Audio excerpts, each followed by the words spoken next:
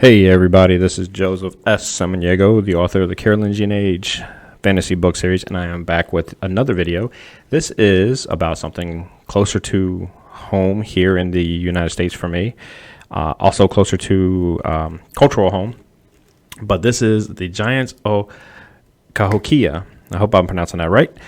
And what this is about the mound builders here that were here in North America.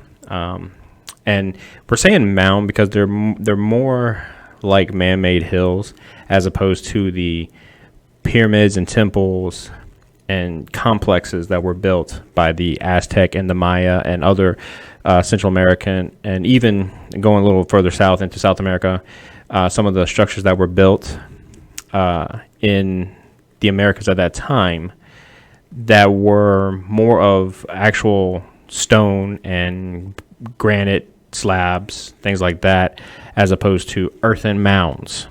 And so this is more on the mound building. So let's take a look. I have not seen this yet, so I'm going to be following along with you guys.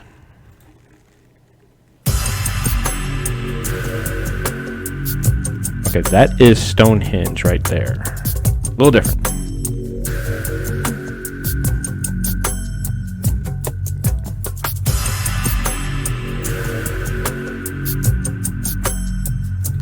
And I think this channel is out of the UK, so that's kind of probably why they started like that.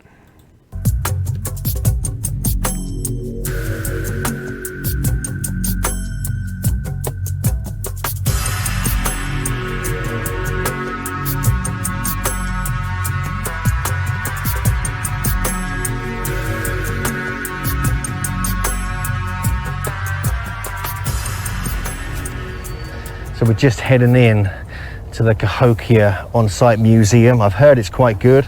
I've also heard there might be artifacts relating to the giants, as well as the Birdman tablet that was found here, which has a snake and bird, i.e. plumed serpent representation. There's bound to be some other things here that are going to surprise us. So let's go and take a look.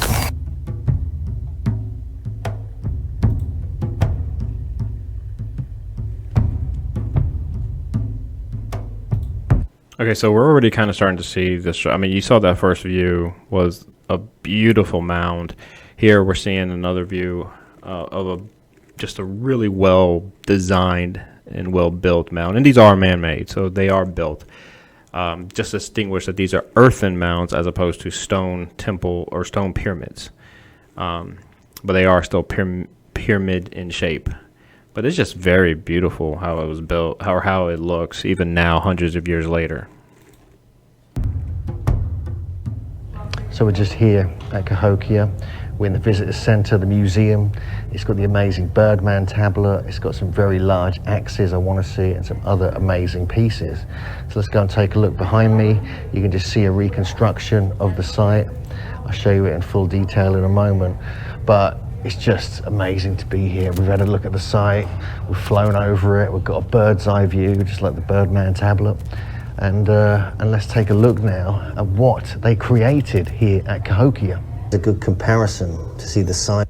Yeah, that is huge. I actually stumbled on I didn't mean to click it when I did. I meant to click it just a second sooner when they were showing it. But yeah, you can see just the immense area. But then now we're looking at this comparison. Let's hear what he says. Sizes of Cahokia mound. Yeah, because you can already see that these two are not the Cahokia mound compared to other pyramids. There we have the Pyramid of the Sun in Teotihuacan, Mexico. We have the very small Chichen Itza pyramid. And then we very small. If you've walked up that, I don't think you would call it small. Very small. We have Monk's Mound, absolutely massive, with the Egyptian Great Pyramid next to it, and then we have Mount Etowah in Georgia. So it just gives you a sense of perspective when it comes to the sheer magnitude of the Cahokia site. So just in front of me is the famous Birdman tablet that was found here at Cahokia, dates to around AD 1300. It's made of sandstone, and it's got a gentleman with a bird-like mask and winged costume in the dance pose. This is what we find a lot in the Mississippi kind of symbolism, but it's become, you know, the Cahokia logo really. But the fact that it's a plumed gentleman with a bird's head, and the back of it has scales of a serpent. It's a clear representation of a plumed serpent, much like we find a serpent mound, much like we find all over Central and Mesoamerica. And it's just amazing to see it here so clearly. Yeah, and actually that's a very common. I'm glad he touched on that.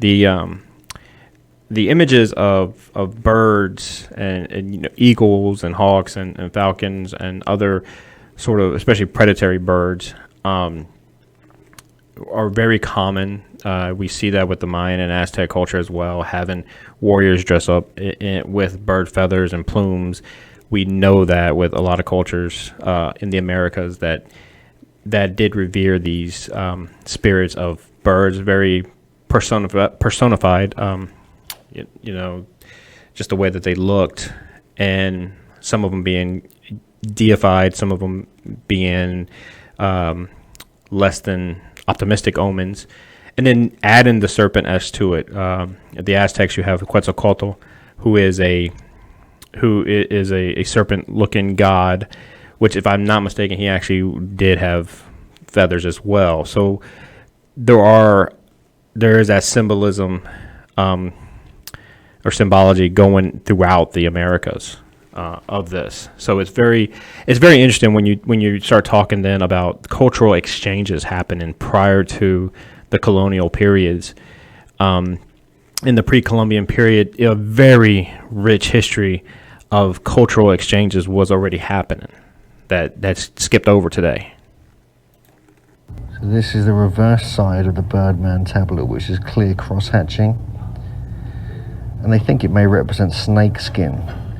And they know that the Cahokian sky world featured the bird, and the earth was the man, and the underworld was the snake. And they all represented on this tablet, but I believe it's an ancient tradition of the serpent people that goes back many thousands of years before this, before the Olmecs, going all the way back to southeast Turkey and Göbekli Tepe, and even the Denisovans, where 20,000-year-old tablets have been found with serpent carvings on. So the fact we have the plumed serpent here, as well as in other parts of this country, in Mississippian, Hopewell and Adena cultures, does suggest this tradition ended up here. So he said that we find similar symbology and similar artifacts throughout the Americas, as we point out, but in Tepe, which is one of the oldest known civilization areas. I mean, I think this actually goes back almost as far back to the Ice Age, if I'm not mistaken. It goes back thousands and thousands of years in Turkey, and then the Denisovans, or I believe is what he said. Which, I mean, we're talking about Asia at that point, and further into Asia, and it's really interesting because we do know the possibilities of transatlantic travel at that point, and if we're talking Ice Age point, we actually haven't, also studies on that as well, of possible travel, because Thor Heyerdahl did prove that it was possible to travel from the Middle East to the Americas.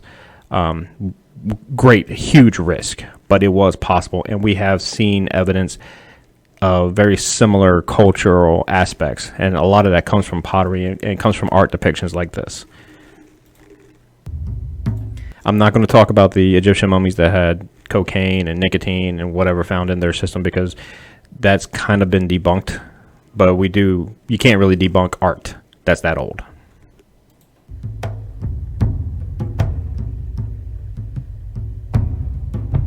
That is huge.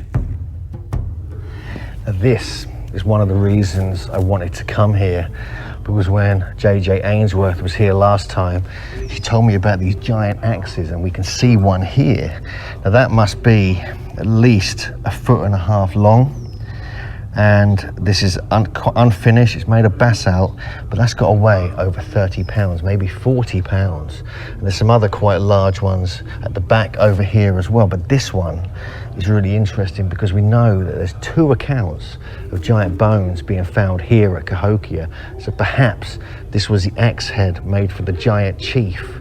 And the bones were found on Monk's Mound, the main mound where the chief lived. So I guarantee there's a connection between this and the giant bones that were discovered.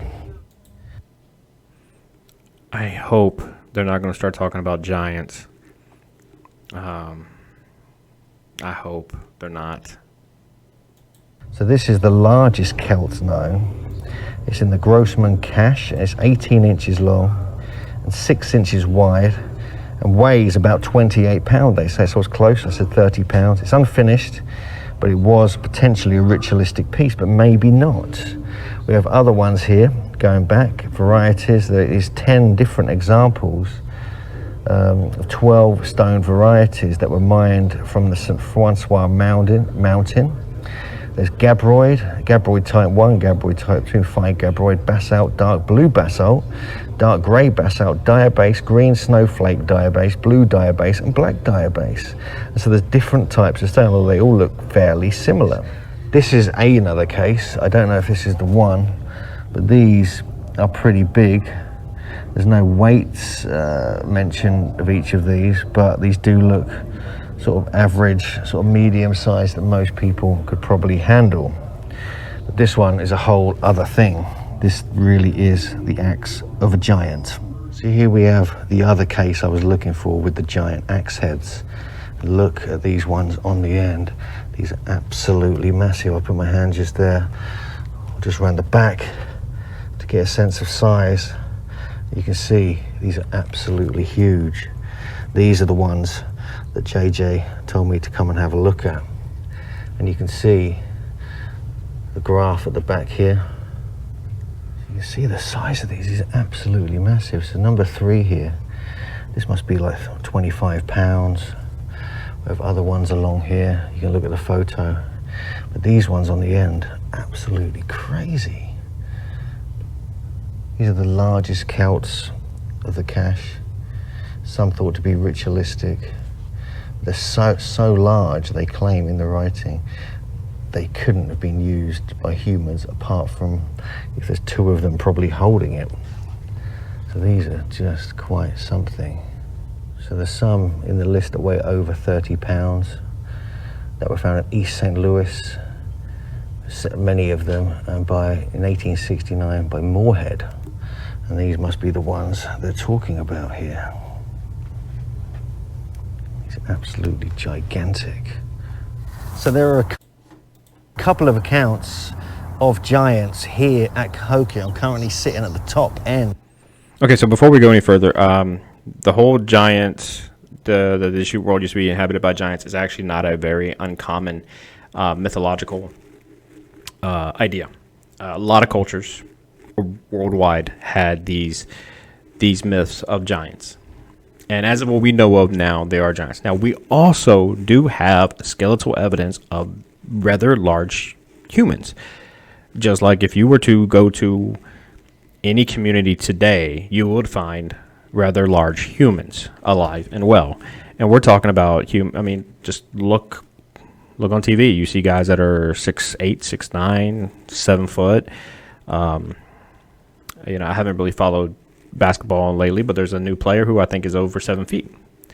And it's just this, it still is this really cool novelty thing almost when you get these people who are 7'7", 7'8". It's not common. It's not common today, and it was certainly not common, hundreds of years ago. But you have examples of that. You have very good examples. And there are some archaeological evidence of humans who lived who were 7 feet, 8, close to 8 feet. I think the tallest person in the world in history was over 8 feet. So it's not, again, it is not impossible. What is impossible is just sit there and say that we have these, because I think the Bible said Goliath was well above that. And that's not, science has proven how tall a human can be. And we see that. You see that with the people who are in the Guinness Book of World Records and the health problems that they have. It's not something that evolutionary-wise would happen to a great extent. So that's my disclaimer. I'm not saying that there aren't really, really tall people and really tall skeletons in the past, because there are, but I would not call them giants. Of Monk's Mound, in the area of the building here, and the great post that was once in existence here, made of wood. It was, at least the building itself was 40 feet high.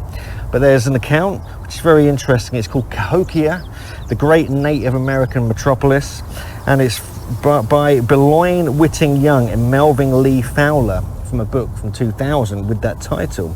And they describe how in 1891 the Reverend Stephen Peat wrote about his visit to Cahokia. And this is from the book, so I'm just reading this out from the book here. There are also vast quantities of bones hidden beneath the surface, and one can only scarcely strike a spade through the soil without unearthing some token of the prehistoric races. Mr. Ramey, the owner of the mound, speaks about digging in one part of the field and finding heaps of bones 8 feet deep, and says that the bones are everywhere present. The workmen who were engaged in digging ditches for under-draining had a few days before they came upon large quantities of pottery and skeletons of large size, but had carelessly broken them instead of preserving them. So we have an account here of giant bones being found but carelessly destroyed. There's one other account here which... And let's be honest, when you get people who, especially at the earlier stages of archaeology, but then you start talking about archaeologists who are, they may be overzealous, or they're not as trained in how to excavate, which is usually one of the very last things you want to do to an archaeological site. Unfortunately, things can happen. All the best intentions, you could end up destroying valuable artifacts or human remains. Kind of caught my attention, which we feature in the book, and it comes from the St. Louis Dispatch from 1906. A Mr. Hill, who once lived upon it while making excavation near the northwest extremity, uncovered human bones and white pottery in considerable quantities. The bones, which instantly crumbled to dust on exposure to the air, appeared larger than the ordinary, while the teeth were double in front as well as behind, suggesting giants with double rows of teeth were found here at Cahokia. That's actually another mythological thing that I've seen quite a bit associated with giant folklore, is the double rows of teeth, and that's not, again, impossible in humanity. We see that with people. There are people who are born like that. Very, very rare, but we have examples of that. So.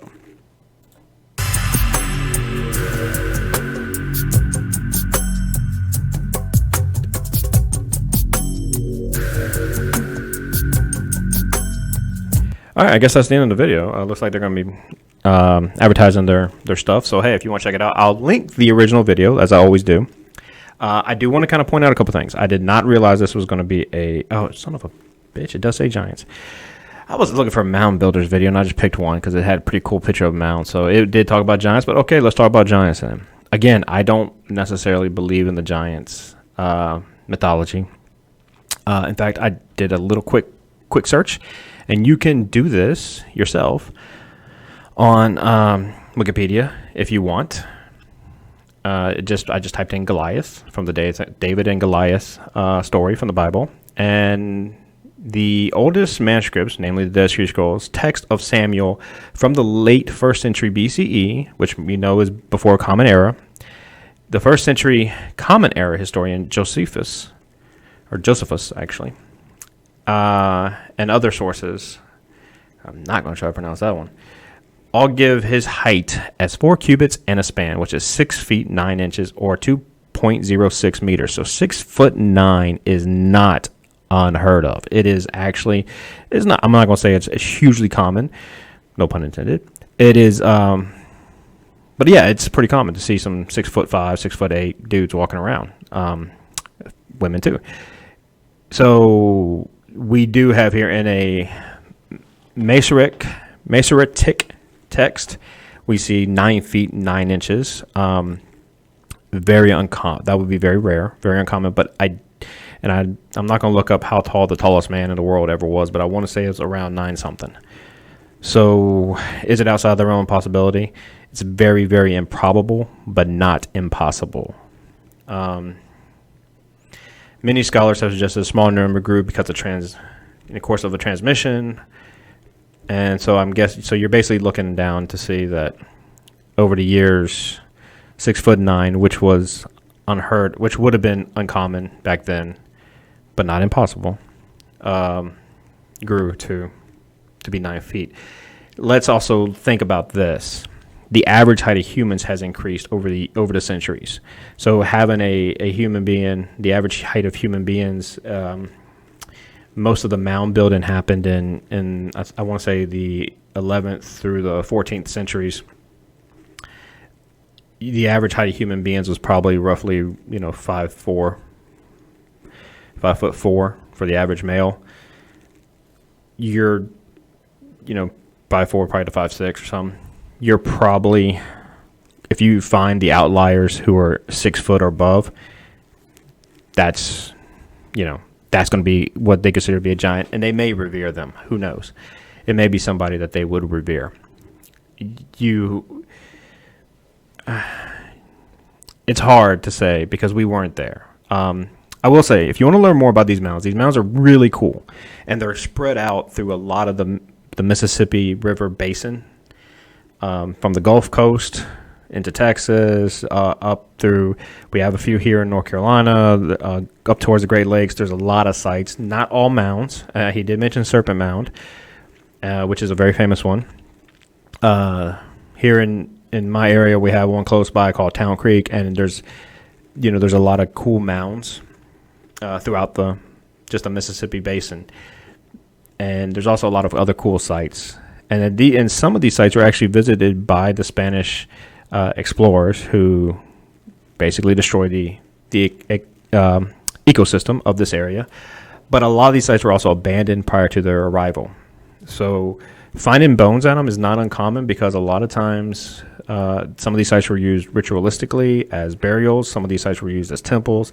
Some of these sites were trade centers. I want to say that this one might have actually been more of a trade area and not so much a temple complex like you see with in the Mesoamerica Pyramid of the Sun and areas like that. So I'm going to try to find doing some more mound videos, less giants, more mounds. But hey, let's also think about this. I actually picked it because it said giants of Cahokia, and I'm thinking, okay, it's a giant mound because that's what it is. It's a huge mound. So my mistake, but hey, we can also talk about the crypto science and crypto aspect of history throughout this channel too. So maybe that'll be a good introduction. Until then, check out my books. The Carolingian Age is on Amazon. Scorned is out now. It's getting some decent reviews. Hope you enjoy it. And remember to like and subscribe. See you next time.